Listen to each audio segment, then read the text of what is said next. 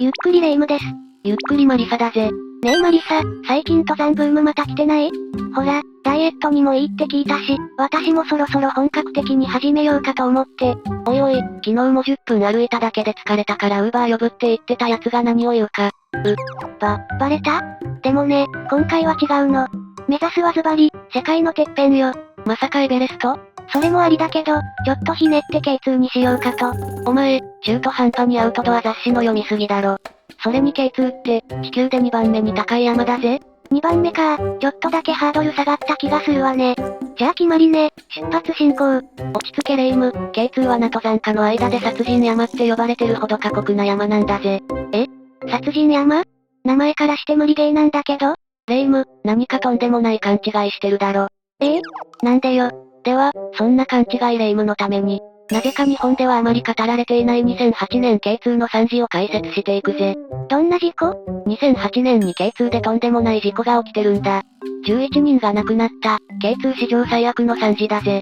11人？それって事故ってレベルじゃないじゃない。その悲劇の鍵となったのはボトルネックって呼ばれる危険地帯。巨大な氷の崩落で氷のドミノ倒しが起きて、ロープがぶっ壊された。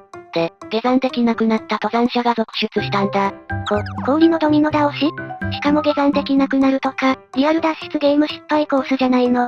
登ってる最中に2人が命を落として、その後もネパールやノルウェー、フランスに韓国と、いろんな国の登山家が巻き込まれていったんだ。多国籍惨事って、このスケール、まるでワールドカップじゃなくてワールドクライシスじゃないの。それな。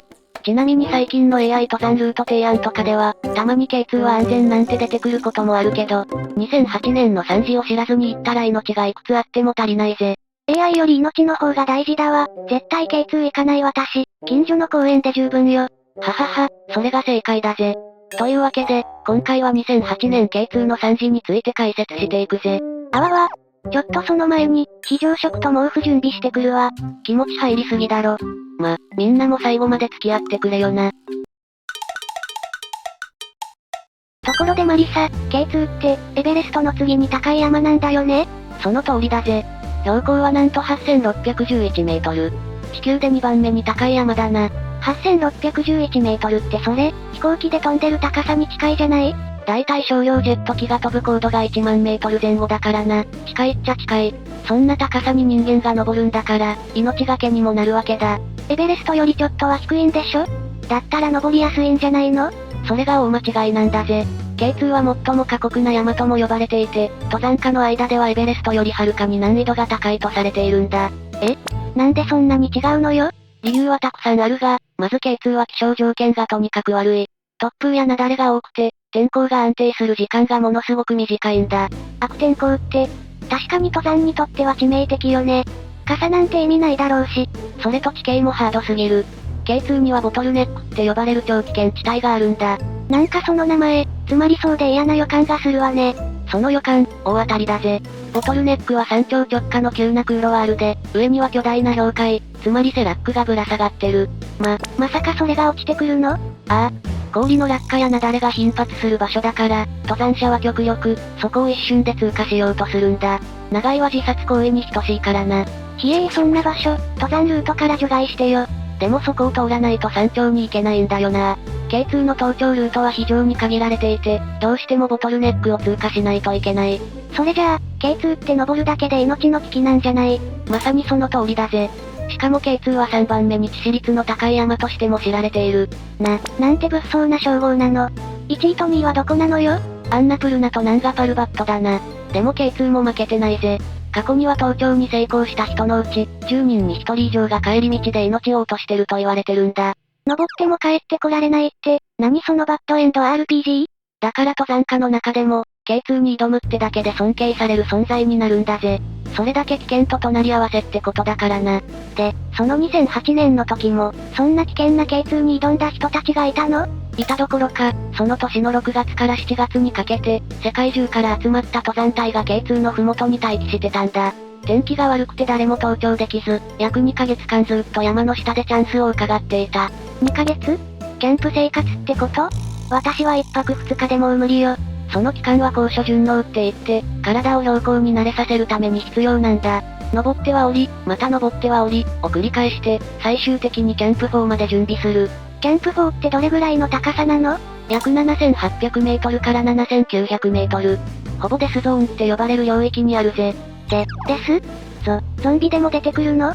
いやいや、そうじゃなくて、酸素が極端に薄くて人間の体が長時間生きていられない領域のことをデスゾーンって呼ぶんだ。それはそれでゾンビ級に怖いじゃないの。このデスゾーンに設営されたキャンプ4が、実際に登頂を目指すための最後の拠点になる。そこからボトルネックを越えて山頂を目指すんだ。いよいよラスボスに挑むって感じね。でも本当に行ったのよね、2008年の人たちって。ああ。彼らは奇跡的に好転のチャンスが訪れた2008年7月末、ついに登頂アタックを決行するんだ。その先に待っていたのが、あの大惨事ってことね。そういうことだぜ。ここから先が2008年 K2 の本当の恐怖なんだ。聞くのが怖いけど続き、教えて。よし、それじゃあ次はキャンプ4から登頂までについて解説していくぜ。さてマリサ、命がけのキャンプ4にたどり着いた登山者たち、その後どうなっちゃうのよ？ここからが本番だぜ。2008年7月の終わりが近づく中、ようやく天気が回復するって予報が出たんだ。おお、ついに晴れ間が見えてきたってわけね。ああ。それまでの6月と7月は嵐と悪天候続きで、誰一人山頂には届いてなかった。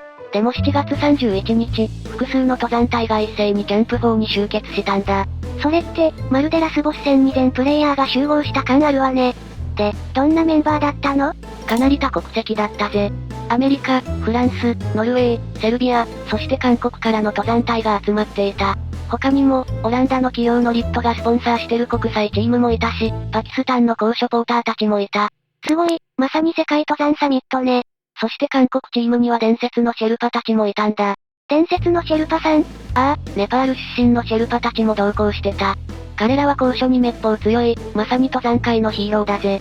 それだけの経験者が揃ってれば、きっと安全に登れる、って思いたいわよ。それが、なかなか一筋縄じゃいかないのが K2 の怖さだぜ。どういうことよ？こんだけ人も揃ってて、天気も味方したのに？登山隊の人数が多すぎたんだ。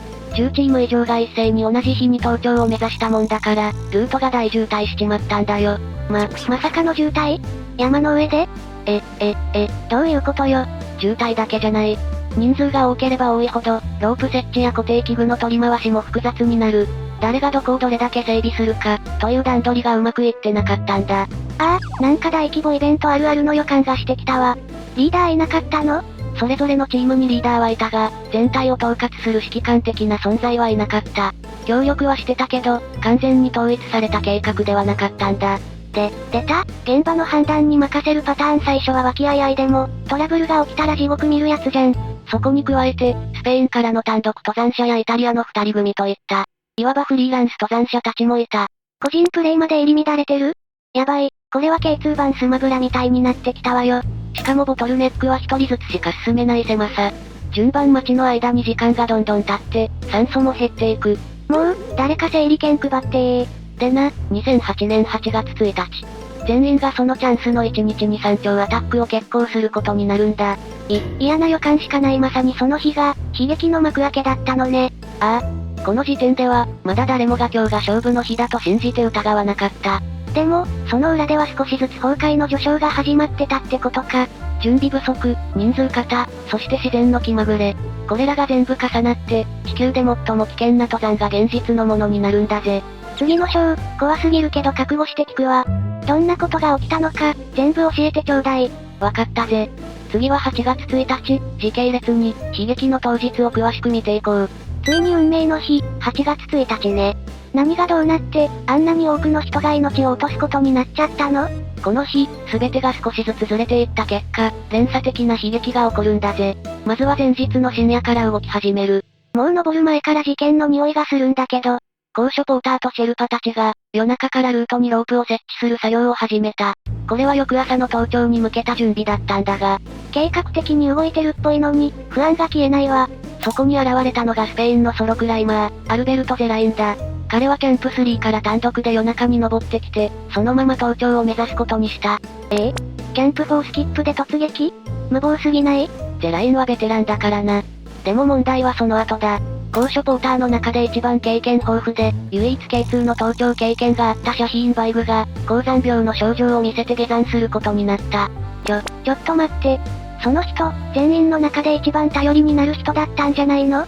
ああ、その通りだ。バイグは高所ポーターたちのリーダー的存在で、ロープ設置のようだった。その彼が離脱したことで、現場は急に混乱し始めた。まさかの人材不足で積むパターン。現場猫案件じゃないの。そのせいで、ロープが必要な場所よりも手前に多く設置されてしまって、肝心のボトルネック上部で、肝心のロープが足りなくなったんだ。肝心なとこでロープ足りないって致命的すぎる。これが大問題になった。朝3時、登山者たちがアタックを始めたんだが、予定より大幅に遅れてしまったんだ。予定っていつぐらいが理想なの？通常、午後3時から5時には山頂に到達しないと危ないって言われてる。でもこの日は、8時になってようやくボトルネックに到達する登山者もいたんだ。タイムオーバーの匂いがプンプンするわね。そう、そのヤバい匂いを察したのか。この時、アメリカチームのエリック・メイヤーとスウェーデンのフレドリック・ストラングは異変に気づいて下山を決断した。賢明な判断よ。むしろなんで他の人は進んじゃったの？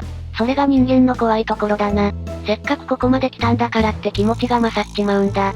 だが、ここで最初の死者が出る。まだ登頂前なのに、誰が？セルビアチームのドレン・マンディッチだ。彼は酸素システムを直そうと、命綱である固定ロープから一時的に外れた。その時、ノルウェーチームのセシリー・スコグを追い越そうとしてバランスを崩し、なんと100メートル以上転落してしまったんだ。嘘でしょ？他の人は大丈夫だったの？スコグはロープに繋がっていたから助かったが、マンディッチは即死だった。100メートル、地面が豆粒レベルじゃないの。彼の死を確認するため、セルビア隊とフレドリック・ストラングらがその100メートル下に救出に向かった。だがその途中で、またしても悲劇が起きる。何よ、まさかまた？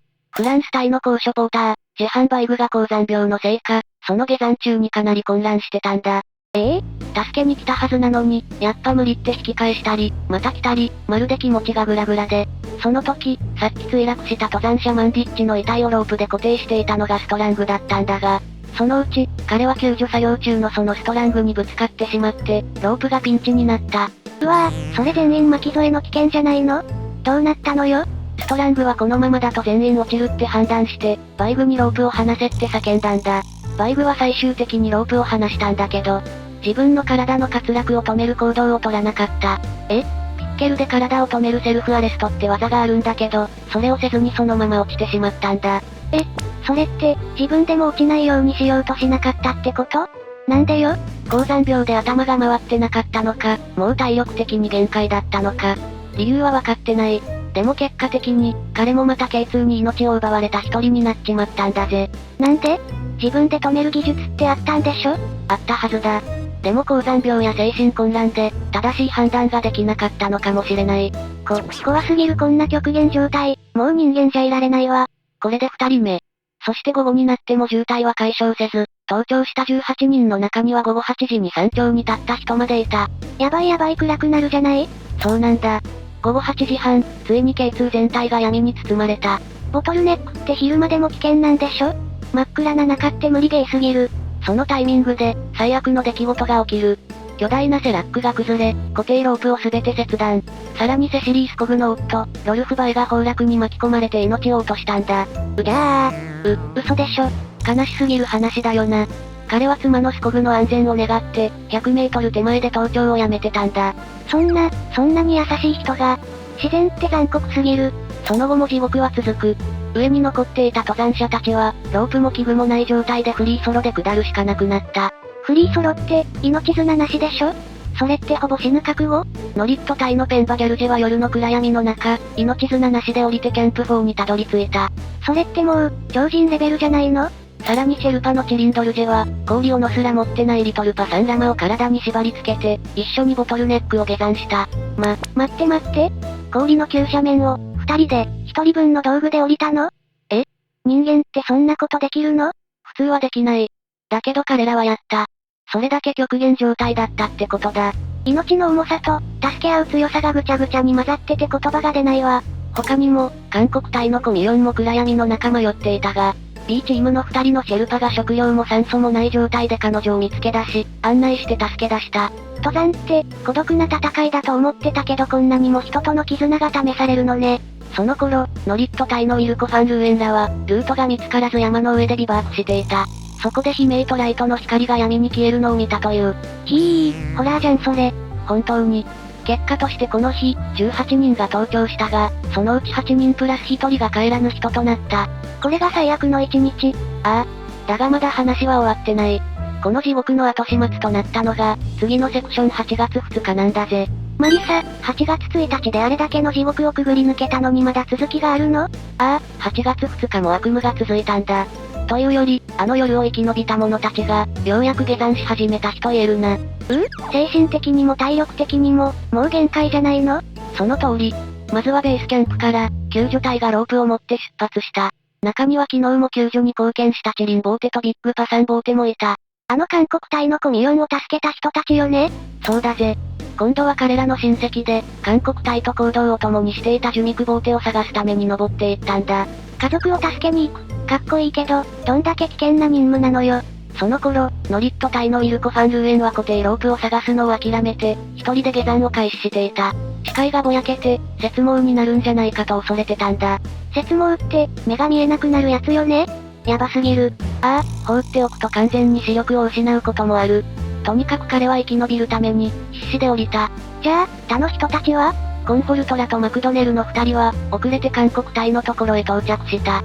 そこには複数の登山者がロープに絡まり、逆さになってぶら下がっていたという。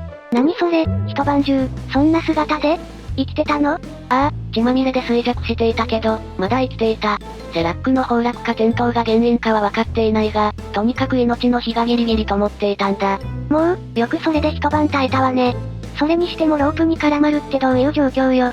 極限状態で行動してると、自分が何に足を引っ掛けてるのかもわからなくなる。動けば動くほど、もつれていくんだろうな。で、コンフォルトラたちは彼らを助けたの？ここで証言が分かれるんだ。コンフォルトラは、マクドネルが突然また登り始めて、取り残されたと語っている。なんでそんな行動に出たの？高山病で幻覚でも見てたの？コンフォルトラはそう言ってる。でも、ファン・ルーエンは違う見方をしてる。マクドネルはロープにぶら下がる彼らの負荷を軽くするため、一番上のアンカーに移動してたと主張してるんだ。なるほど、上からその負荷を調整する作戦ね。でもその後は？マクドネルは、最後の力を振り絞って一人で救助を続けていたとされてるんだ。本当に、英雄と呼ぶにふさわしい行動だったぜ。命がけで助けてたなんて、本当に尊敬するわ。一方で、同行してたコンフォルトラは限界を迎えて下山を決断。その途中で雪崩に巻き込まれた場所で、遺体を発見したんだ。彼はそれをマクドネルだと思った。見つけたの？じゃあマクドネルは？でも後になって、ビッグパサンボーテが、別の場所で赤と黒のスーツを着た遺体を発見したんだ。その特徴がマクドネルにそっくりだった。ってことは、コンフォルトラが見た遺体は、別の人だったってこと？そういう可能性が高いんだ。どっちが本当にマクドネルかは、はっきりしてないけどな。K2 の過酷さの中では、情報が交錯するのも無理ないぜ。まさに真実が見えなくなる山なのね。あの韓国隊とジュミクボーテを助けた直後、セラックの崩落に巻き込まれて亡くなったという説が有力ではあるけどな。もう、ここまで来たら何が本当かわからないわね。そうなんだ。目撃証言が食い違っていたり、登山者自身も記憶が曖昧だったりする。まさに真実が霧の中ってやつだ。他にも、誰か残ってたの？一人、まだ行方がわからない人物がいた。フランス隊のダバレドと一緒にいた高所ポーター、メヘルバン・カリムだ。その人はどうなったの？彼はダバレドと共に下山中に離れ離れになり、そのまま姿を消した。だが翌朝、セラックの上に謎の人影が確認されている写真があるんだ。それってもしかして彼だったの？おそらくな。写真の中で、彼は高地に取り残され、方向を見失ったまま、セラックのエリアに足を踏み入れたと考えられている。そして、消えた。もしかして、その彼がセラック崩壊の原因になった可能性もあるってこと？そういう見方もある。彼の足跡が崩落を誘発した可能性もゼロじゃないんだ。一人の迷いが、全体の悲劇を招くかもしれないなんてあまりにも残酷だわ。その後、再びセラックが崩壊。ビッグパサンボーテがようやく見つけたジュミクボーテと二人の韓国隊員。そして後方を歩いていた登山者、おそらくマクドネルが巻き込まれ、全員が命を落とした。言葉が出ないわ。この瞬間、K2 の死者数は11人に到達。まさに最悪の山の日だったんだ。助けようとした人たちが、次々と、命を落とす。こんなの、救助って言えるの？それでも、生き残った者はいた。ファン・ルーエンはキャンプ4を通らず、新ルートを開拓しながら一人で下山。そんなルートあるの？普通なら無理だが、彼はなんとかやり遂げた。ただし2日間デスゾーンで過ごして、足20度の凍傷を負った。2日も？それ生きて帰ってきただけで奇跡じゃないの？まさにその通りだ。彼は数少ない2日間デスゾーン生還者の一人として名を残すことになる。マリサ。こんな極限状態の中、人を助けようとした人たちがたくさんいたんだね。ああ。K2 の悲劇は、人間の脆さと強さ、どちらも浮き彫りにした壮絶な出来事だったぜ。まだ、話は終わらないのよね。ああ。この壮絶な悲劇を受けて、その後どんな救出作戦が取られたのか、次のセクションで語っていくぜ。マリサ、ついにあの地獄のデスゾーンから、生還した人たちはどうなったの？ 2008年8月3日、ようやく最終的な生還者が人の気配のある場所まで戻ってくるんだ。ノリット隊のファンでヘーベルと、シェルパのギャルジェが、チェセンルートでファンルーエンを発見した。あの2日間も一人で死のゾーンをさまよってた人？生きてたの？ああ、本当に奇跡みたいな話だ。しかも彼は絶望寸前、足もボロボロ、酸素も食料も尽きた状態だったのに、衛星電話を使って自分の兄に連絡してたんだぜ。衛星電話で兄に？ちょっと今、K2 で遭難中みたいなノリ？いや、多分もっと必死だっただろうな。でもその電話で GPS 座標が伝わって、救助隊が位置を特定できたんだ。すごすぎる、文明の力ってやつね。それでどうなったの？その日の夜10時、3人はようやくベースキャンプにたどり着いた。標高およそ5000メートル、そこがようやく人間の世界だった。こんな過酷な下山劇、もうドキュメンタリー映画よ。その翌日、8月4日、ついにパキスタン軍が動き出す。